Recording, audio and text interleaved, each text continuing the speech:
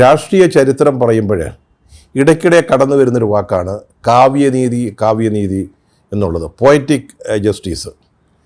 രാഷ്ട്രീയ കാര്യങ്ങളിൽ മാത്രമല്ല മറ്റു വിഷയങ്ങളിലും അത് ഉപയോഗിക്കാറുണ്ട്. പക്ഷേ രാഷ്ട്രീയത്തിലാണ് ഇടയ്ക്കിടെ പുട്ടിലെ തേങ്ങാപ്പീര പോലെ ഈ പ്രയോഗം ഇങ്ങനെ കടന്നു വരുന്നത്. ഇപ്പം തന്നെ നമ്മുടെ മുഖ്യമന്ത്രി വി.ഡി. സതീശൻ്റെ കാര്യം പറഞ്ഞാൽ അദ്ദേഹത്തിന് പണ്ടൊരിക്കൽ മന്ത്രിസ്ഥാനം നിഷേധിച്ചതാണ് കോൺഗ്രസിലെ മറ്റൊരു നേതാവിന് വേണ്ടി, CN ബാലകൃഷ്ണൻ.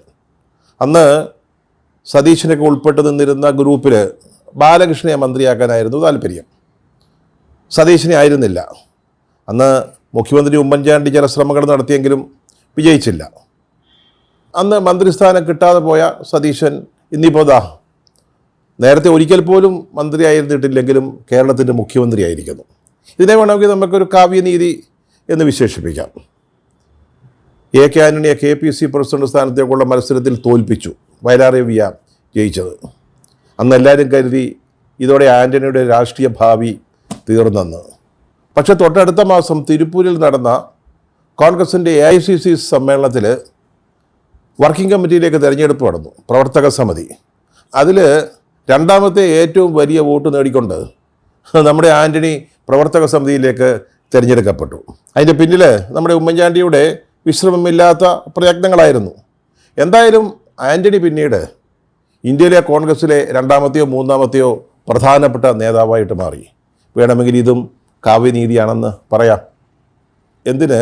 ലോകപ്രശസ്തമായ സ്കോട്ട്ലൻഡ് യാർഡ് പോലീസിൻ്റെ ആസ്ഥാനം ലണ്ടനിലാണ്. അത് നമ്മുടെ യൂസഫ് അലി വാങ്ങിച്ചു. നമ്മുടെ ലുലു മാളിൻ്റെയൊക്കെ ഉടമസ്ഥൻ യൂസഫ് അലി വാങ്ങിച്ചു. അതിനെയും നമ്മൾ പറഞ്ഞത് ഒരു കാവ്യനീതി എന്നാണ്. പഞ്ചായത്ത് തലം മുതൽ ആഗോള ലെവലിൽ വരെ ഈ കാവ്യനീതി ഇടയ്ക്കിടെ പ്രത്യക്ഷപ്പെടാറുണ്ട്.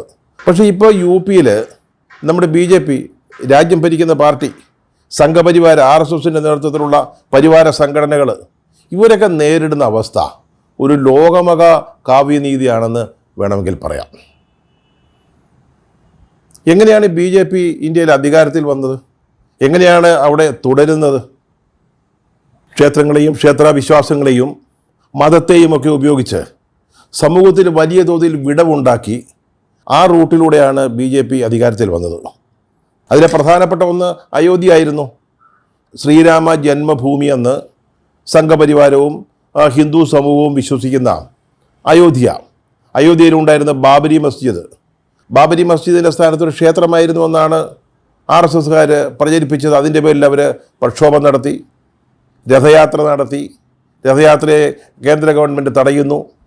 അങ്ങനെ അനുകൂലമായ സാഹചര്യങ്ങൾ സൃഷ്ടിക്കപ്പെടുന്നു. ഒടുവിൽ ബാബരി മസ്ജിദ് കർസേവകർ, RSSൻ്റെയും BJPയുടെയും നേതൃത്വത്തിലുള്ള കർസേവകർ തകർത്തു. അതിനെ തുടർന്നാണ് അവിടെ ഒരു ശ്രീരാമ ക്ഷേത്രം പണിയുന്നതിന് വഴി തുറന്നത്. അയോധ്യയെയും ശ്രീരാമ ജന്മഭൂമി എന്ന സങ്കല്പത്തെയും അവിടെ പിന്നീട് പണിതുയർത്തിയ ശ്രീരാമ ക്ഷേത്രത്തെയും വളരെ ഫലപ്രദമായിട്ട് BJP ഉപയോഗിച്ചു. ബാബരി മസ്ജിദിനെതിരായിട്ടുള്ള പ്രക്ഷോഭങ്ങളിൽ സംഘപരിവാർ സംഘടനകളാണ് പുറകിൽ നിന്നത്. അതുപോലെ തന്നെ ബാബരി മസ്ജിദ് തകർത്ത കർസേവയിലും BJPക്കാരും RSSകാരും സംഘപരിവാര സംഘടനകളുമാണ് ഉണ്ടായിരുന്നത്. അതിനു മുമ്പും തുടർന്നുമൊക്കെ നടന്ന കോടതി കേസുകളിൽ അതൊക്കെ നടത്തിയത് സംഘപരിവാരവുമായി ബന്ധപ്പെട്ട സംഘടനകളായിരുന്നു. ഒടുവിൽ അവിടെ ക്ഷേത്ര നിർമ്മാണത്തിനുള്ള കളമൊരുങ്ങി.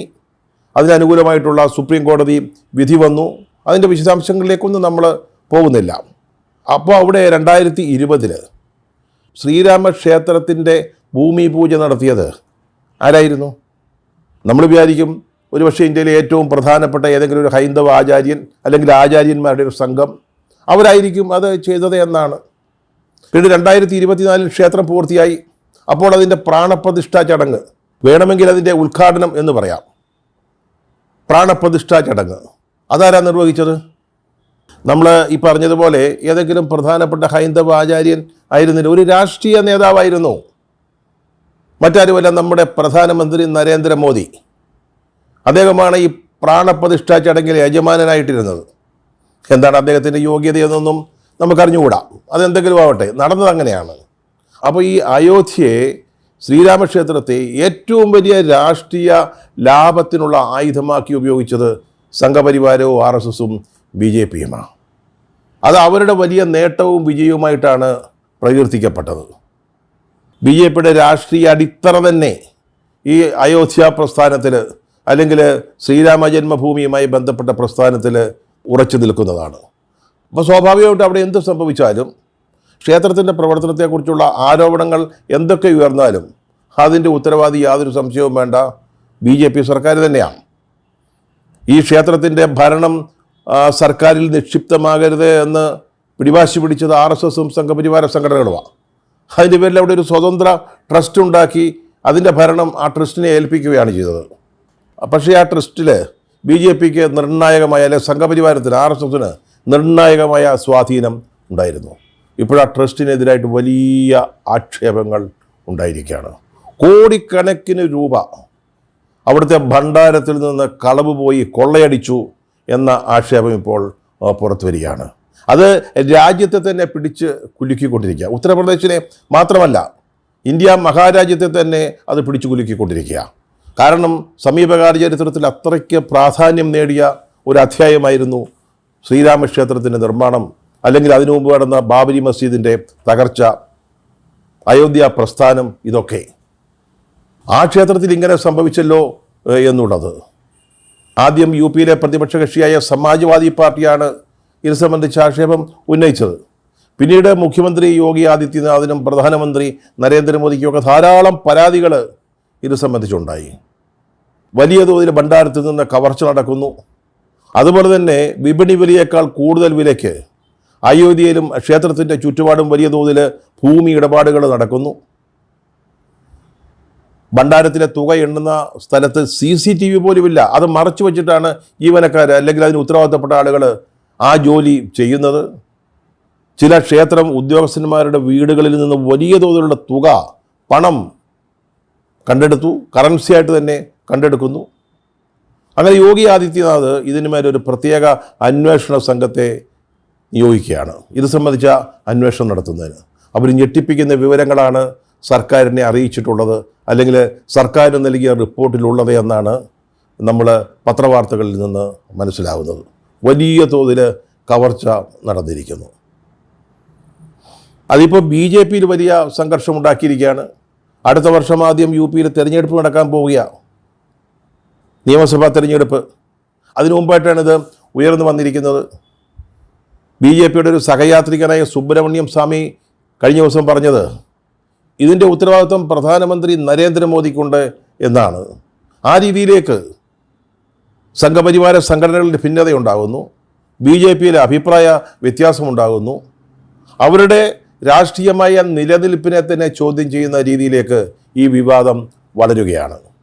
ഇനി കൂടുതൽ അന്വേഷണം നടക്കും, കൂടുതൽ വിവരങ്ങൾ പുറത്തു വരും. സ്വാഭാവികമായിട്ടും BJPയെ രാഷ്ട്രീയമായി പ്രതിരോധത്തിലാക്കുന്ന ഒരു പ്രശ്നമായിട്ടിത് മാറുകയാണ്.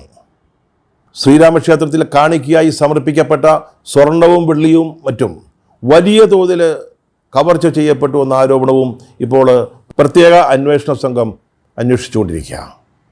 അതുപോലെ തന്നെയാണ് UPയിലെ തന്നെ മറ്റൊരു ക്ഷേത്രം, മഥുരയിലെ ശ്രീകൃഷ്ണ ക്ഷേത്രം.